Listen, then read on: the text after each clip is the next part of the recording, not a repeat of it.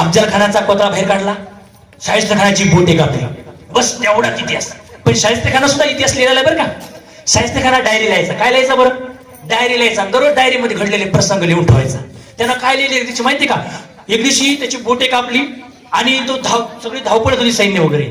आणि त्या ठिकाणी शाहिस्ते खानाची बहीण आली धावपळत आणि काय म्हणाली, भाईजान गजब हो गया, गजब हो गया, ये नारदी शिवा मेरी छोटी बेटी को उठा के ले गया.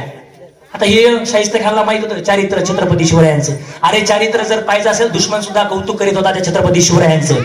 आणि त्या ठिकाणी तो शाहिस्ते खान म्हणतो त्याच्या बहिणीला, चुप बैठ, चुप बैठ, ये शिवा मेरी उंगली काट सकता है, ये शिवा मेरी उंगली काट सकता है, ये शिवा मेरी गर्दन उड़ा सकता है, पर ये शिवा किसी औरत या बेटी पर हाथ नहीं डाल सकता, क्योंकि ये शिवाजी राजा है. कोणी लिहिले? खुद शाहिस्ते खानानं. आपल्याला काय सांगितलं जातं बरं शाळेमध्ये, म्हणजे शाळेच्या इतिहासामध्ये? चौथीला तेवढाच इतिहास सांगितलं, त्याच्या पुढचा इतिहास माहितीये का? शाहिस्ते खानचे बोट कापली, अफजल खानाचा कोतळा बाहेर काढला. याच्या पलीकडं आपल्याला इतिहासच माहित नाही. प्रत्येकाने इतिहास जाणून घेणं गरजेचं आहे. इतिहास जर जाणून घ्यायचा असेल तर स्वराज्यामधल्या स्त्रिया कशा होत्या